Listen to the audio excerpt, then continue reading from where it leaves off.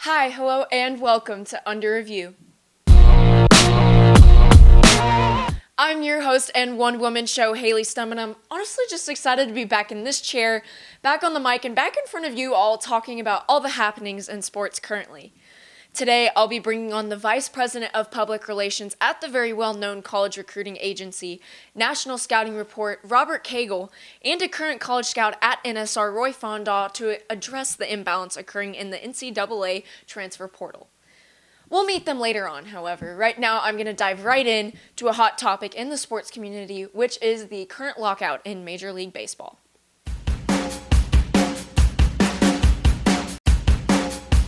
The MLB Lockout.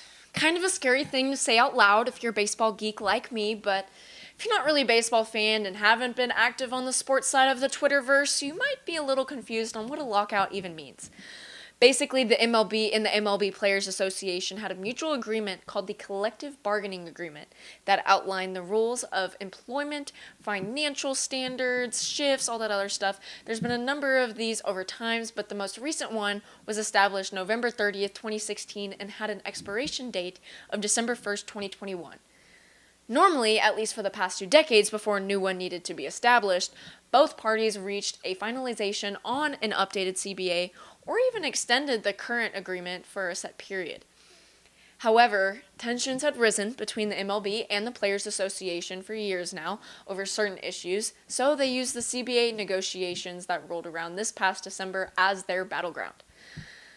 And since there was not an agreement by December 1st, owners had to freeze all transactions, therefore locking out the league.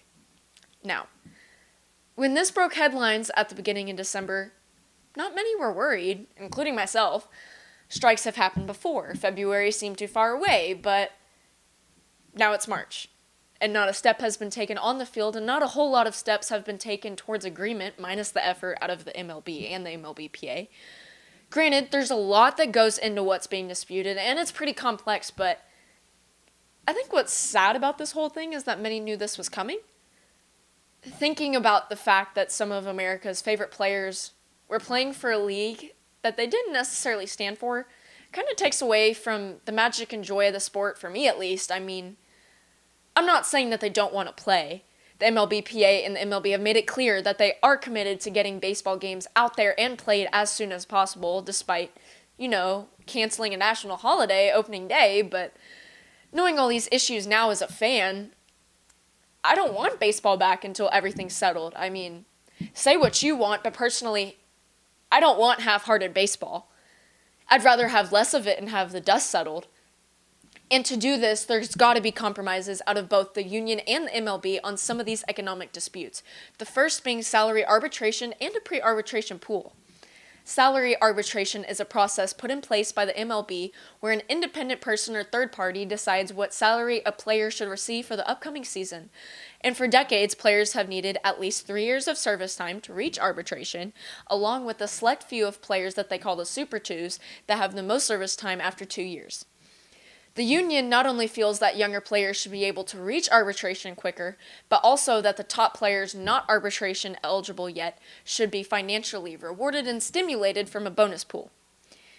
With current sentiment around the topic, it sounds like you'll most likely be seeing a new bonus pool in the future, because it makes sense. Reward the best players.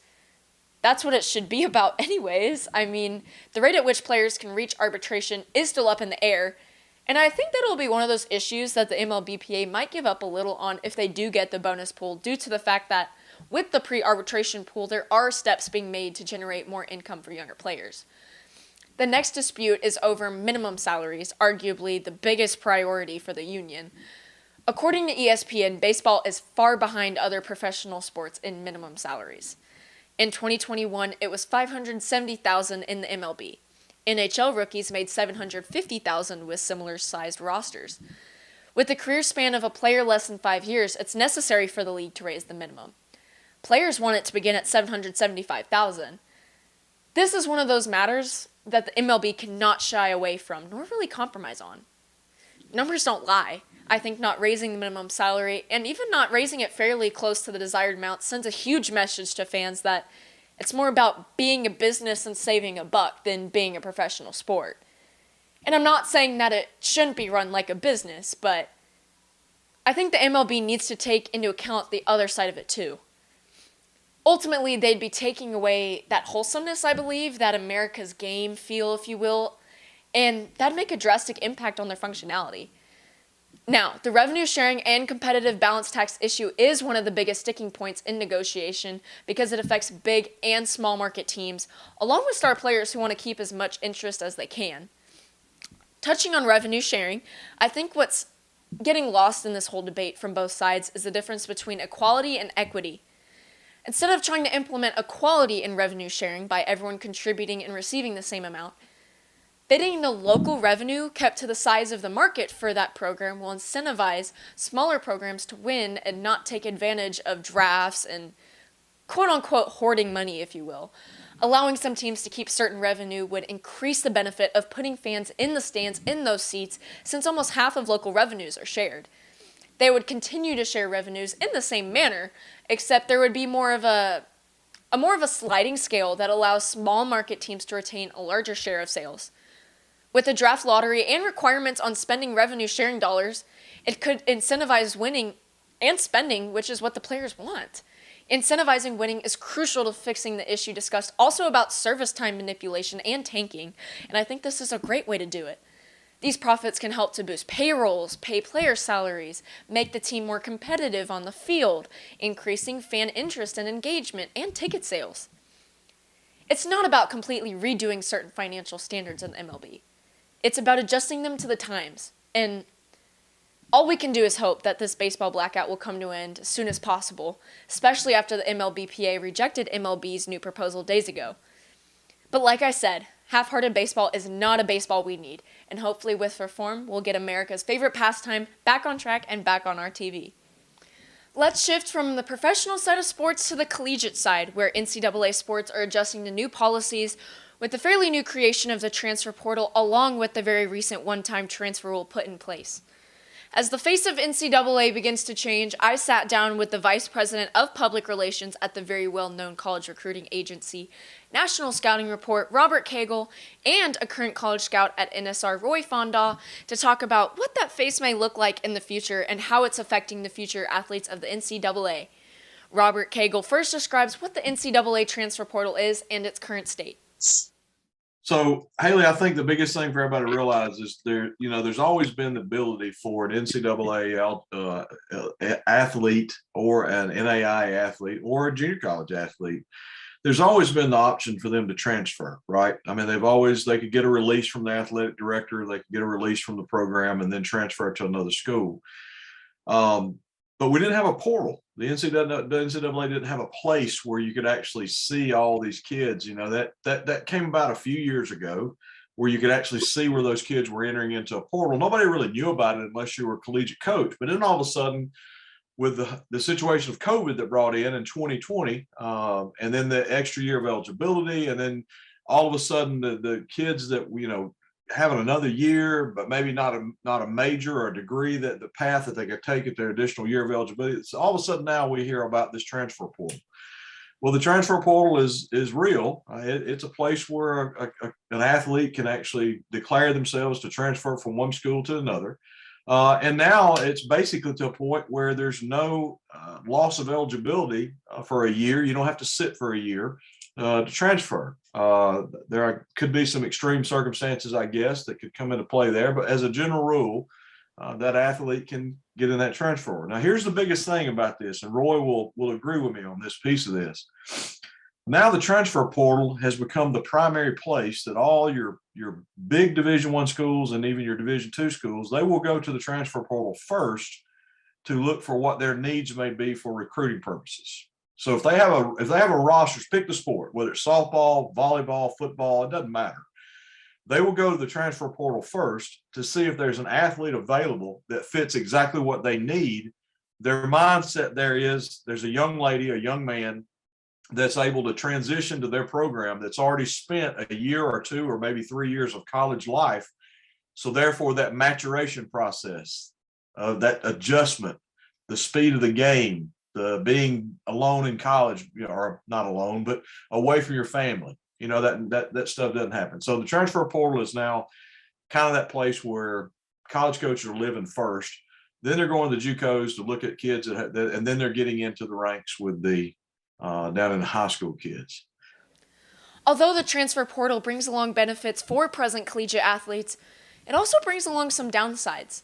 Robert Cagle and Roy Fondaw discuss what some of those problems presented by the transfer portal are and add their thoughts. Another thing it's doing, this is taking the scholarships away from the high school kids that are like Coach said, wanting to, are able to play at these Division I levels, but they're not able to because, like Coach said, they're hitting the transfer portal, eating up the scholarships. Am I correct on that, Coach? You are correct. I mean, what happens, to keep in mind, let's pick football, just for instance, just because, we just got through with the big signing for signing day, which was the regular signing day, the first Wednesday in February.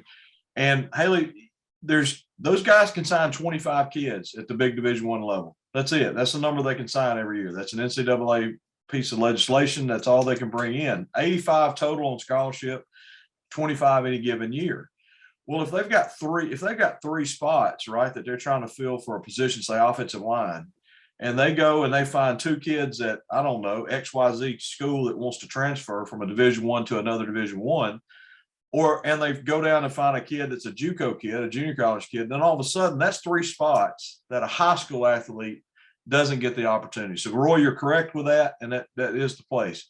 It almost as if the schools are no longer trying to bring kids in and develop them in their program. They need to bring kids in that are ready to go and have an impact as soon as possible. It's clear the new transfer policies have had an immediate impact on the collegiate world, but it's unclear how it'll impact the collegiate world in the future. Cagle gives his take on how the NCAA's new rules affects recruiting based on what he is seeing at NSR and how it'll affect the success of college programs.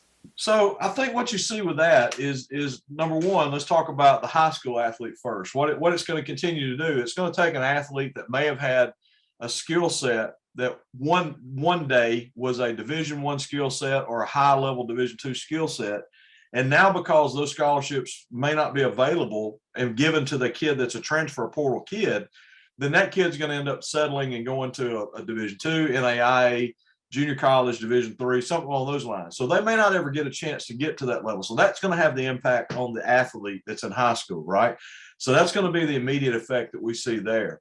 The other piece of it that I see is that we live in a world, and this is an opinion, okay? This is not anything that we have any science with, Haley. So there's no science to this, but we live in a time today where it's basically I need immediate gratification and satisfaction to what I need done, and I need to win right now. And so we live in a society now where coaches their success is measured by wins and losses today. And it's not measured out over a 5 or 10 year window. And so what we have at the highest level in all Division I athletics is the need for that college coach to bring someone in that can have an impact right now and not necessarily spend the time to develop those athletes. So what we may see in time, again, an opinion, is you'll see programs that will have a run of success over a few recruiting classes and be very, very successful on the field of play or the court of play by winning, but not developing the young ones to come along to take those places of those juniors and seniors that were actually the leaders on the court or on the field. And so they're going to have to eventually continue that same. Once that cycle begins, it's almost hard to break that cycle, right, of going to the transfer portal and filling. So that's what I see it as at this point, is how it kind of developed. It's going to slow down you'll see programs. Now let's take a few programs off the table. Okay. In the softball world, the Oklahomas, the Alabamas, the Florida States, the Floridas, the UCLAs, those coaches are developing kids, bringing kids in from high school and doing a great job. A few transfer portal kids coming in. The football world, the Alabamas, Nick Saban is not going, the very few transfer portal kids. He's bringing kids in that he can build his system with, and they will follow his system to build up. North Dakota State is another great example of a football program at the Division I FCS level that believes in building the character of the kids and building the kids they want in their program. So they bring them in from high school. So you still have some programs that are going to live by the traditional, let's go to high school, let's get the kids, let's bring them in and go. But you're going to have some that are going to be winning, and they're going to have to figure out how to get in that cycle to keep bringing kids in that can play now. It all comes down to coaching. We've heard it time and time again, but in this matter, the transfer portal really is the subject to the coaches that do and don't want to depend on it. Fondaw and Cagle discuss how the reliance on the transfer portal and the problems that entails is at the will of the NCAA coaches. I think it comes down to coaching, and that's a lot of it. And that's why them top 5 programs that he just mentioned, I think that's what you get. I think them guys can develop players out of the high school just as good as taking them out of the transfer portal. And it's to each his own. And that's what I think. I think it comes down to coaching and just, preference of that coach and player. And if that player fits that program. Because if you got to recruit a player that fits your program. And look, and to your point on that piece of it, Roy, Haley, every one of these programs we just mentioned have had kids that actually entered the transfer portal to leave and go to other programs. And there's coaches, they have brought in some kids from the transfer portal. It's not like the main way they're doing the recruiting, but it is part of the process. It may only be one athlete a year, or it may be one every other year, or whatever we may see. But I think a lot of it does have to, it all comes down to coaching preference and how coaches' mentalities are about the process for them. In the NCAA, there's been steps taken towards doing more for Division II and Division III sports to give them more opportunities and whatnot. But now, with this opened up transfer process, they're more susceptible to losing players to Division I teams. Cagle touches on this imbalance of power between athletic levels because of the portal. Okay. I think it's a little too early to really throw the dart out on the board right on this, right? And the reason I say that is because when I look at, let's just take softball as an example, okay? And when we look at softball right now, and we go back over the past 5, maybe 6, 7 years, I can name the 5 most influential programs in the country, right? That are always you always see them in the super regionals. You always see them playing in the World Series. Okay. I mean, you got Oklahoma, Patty Gasson, Oklahoma. You got Coach Kelly out at UCLA. Those two are going to run every year. You got Pat Murphy, University of Alabama. You got Lonnie Almeida at Florida State. You've got Coach Murphy. Coach Walton down at Florida.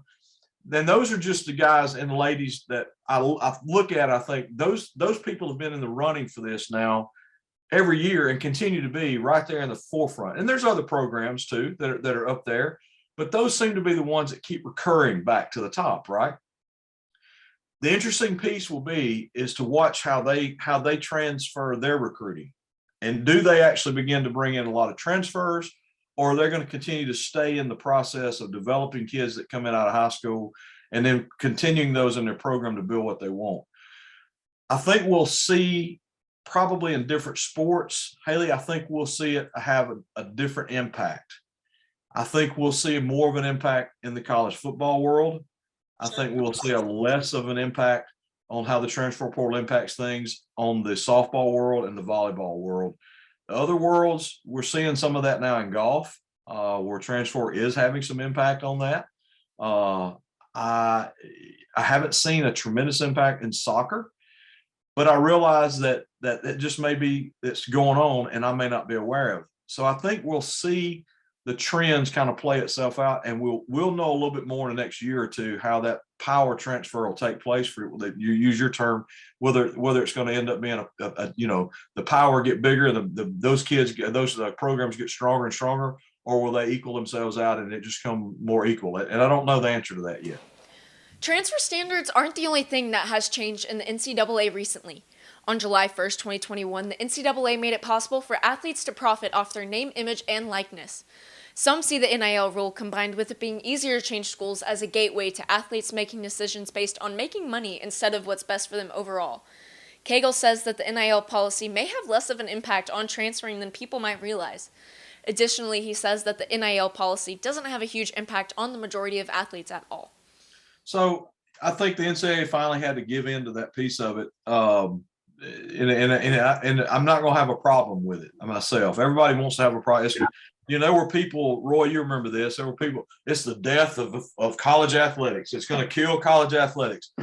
Haley, they ain't but a handful of kids in the country that are getting 6-figure contracts out of the use of their name, image, and likeness in college. There's not that many. Most of them, if they're getting something, is from the local store, from the local business that's paying them $400 or $500 to come do a signing that day, sign some T-shirts and sign some posters.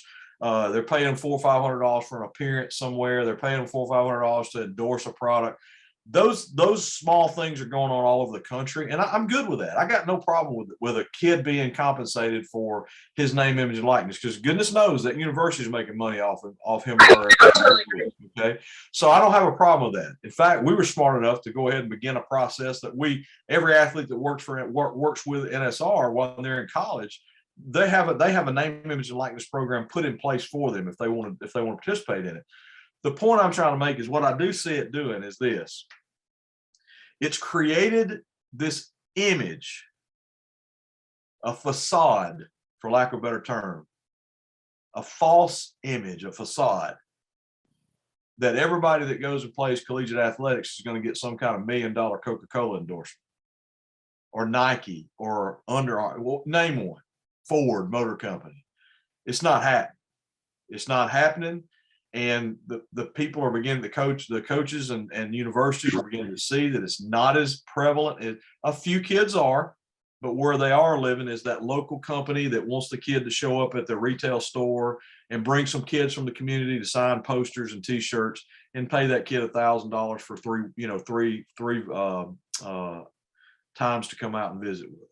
So I think we'll see people are going to get over I think the college kids will begin to realize the facade that was really about and not as much about the money.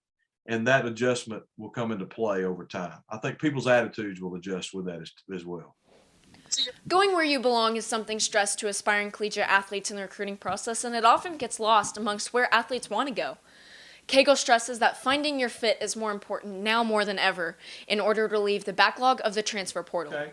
Haley, I think, number one, there is a tremendously difficult disease that is alive and thriving amongst high school athletes. And that disease is called D1itis. And that disease is where a kid gets in their mind that they're going to play at this level, and that's all they focus on. And while they're focusing on playing at that level and they're going to those camps and they're trying to reach out to those coaches were the levels where that kid really fits and that skill set and talent really fits. Those coaches are filling their rosters with kids that they're finding that have interest in them. So that kid that continually lives in that D1 or bust mentality that you just mentioned, that kid's going to suffer. That kid's going to suffer because there's not going to be opportunities at the level which they could have fit and played because they were too busy chasing something that their skill set didn't fit. That is the number one problem with high school players, period, in every sport and every state. They do not understand what their skill sets truly are and what it represents. Somebody's told them somewhere, you'll be a great kid in Texas. You'll go to Texas and play at Texas or Texas. That kid couldn't carry the water bucket there, but somebody told them they could. And so they get in their parents and they get in their minds that they're going to go play there when in essence, they're a good player and they can play in college. They just can't play there. So the point I'm trying to make is this: what's going to happen over time? Right now, we haven't seen a tremendous effect on people transitioning away from this idea because there hasn't been enough time for the statistical data to come out to show where a kid that should have played Division I didn't get a chance to. And so we're not going to see how that really impacts people. The other part of it is that there's nobody that ever keeps those statistics. There's nobody that keeps that data to know that somebody, well, yeah, this kid could have played here, but they didn't. The truth of the matter is it's about education, and it's about people, parents and players being educated when they're young, what their skill sets are and what it requires to play at the next level. And those folks are going to just have to understand that they got to get educated about that soon enough and get truly evaluated. And that's the piece of it listen, Haley, it's tough to tell a young person that's a really good athlete that they're good enough to play in college, but you can't play here.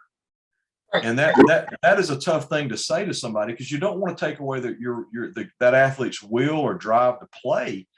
because you want them to be successful. But by the same token, you don't want to tell them something that's not true.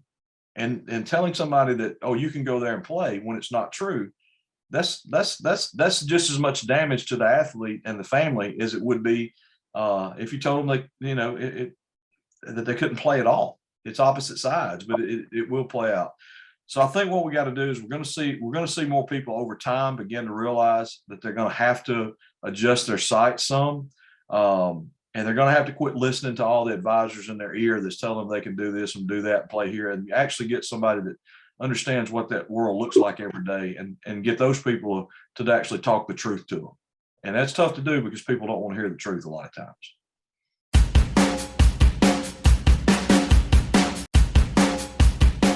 This is Medals in Minutes, and today I'm going to be giving you a full and very fast rundown of the U.S.'s success at the 2022 Winter Olympics. Team USA took 5th place overall in total medal count with 25, trailing behind Norway, the Russian Olympic Committee, Germany, and Canada.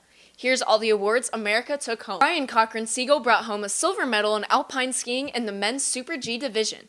The United States acquired 3 medals in bobsled. A gold medal came from Callie Humphrey's monobob performance, and Alana Myers-Taylor was not far behind her in the monobob division, bringing home a silver medal. Alana Myers-Taylor and Sylvia Hoffman combined for a bronze medal in 2-person bobsled. Jessie Diggins had 2 medals placed around her neck for cross-country skiing. Diggins won a silver medal in the women's 30K mass start and a bronze medal in the women's sprint free. Team USA added 3 medals to their medal count in figure skating. In the team competition, the U.S. won silver, Nathan Chen got the gold in men's singles, and the Madison Hubble-Zachary Donahue duo got bronze in ice dance. America took home their most medals in freestyle skiing. The gold medals won were thanks to a group effort in the mixed team aerials and Alex Hall for men's slopestyle. Amongst the silver medal winners for the U.S. were David Wise in men's halfpipe, Nick Gopper in men's slopestyle, Jalen Koff in women's moguls, and Colby Stevenson in men's big air. And lastly, Alex Ferreira in men's halfpipe and Megan Nick in women's aerials won bronze medals. In the women's hockey tournament featured at the Beijing Games, Team USA came away as silver medalists. In snowboarding, 3 gold medals were acquired by America. The U.S. won it all in mixed team snowboard cross, women's halfpipe thanks to Chloe Kim, and women's snowboard cross thanks to Lindsay Jacobellis. Julia Marino got a silver medal placed around her neck for women's slopestyle. And finally, Team USA picked up a gold medal and 2 bronze medals in the speed skating category. Erin Jackson won big in the women's 500-meter race, and the men's pursuit team and Brittany Bowe in the women's 1,000-meter placed 3rd. And done. Wow, the applause truly never gets old. Thank you. That's all I have for you today, but that's not all I have for you forever. To see what else I'll have in store here on Under Review, make sure to click that subscribe button if you haven't gotten tired of me yet. If you want to listen to the show on the go, on your morning car rides, on your morning runs, or any other time where you're not able to watch, you can check out the podcast version of this show and other shows on Spotify with the link in the description. Follow the show on Twitter at Under Review with Hey so you can see updates and new posts right there on your feed. It's not a goodbye, it's a see you later, and hopefully you come back and see me in April. Bye, guys.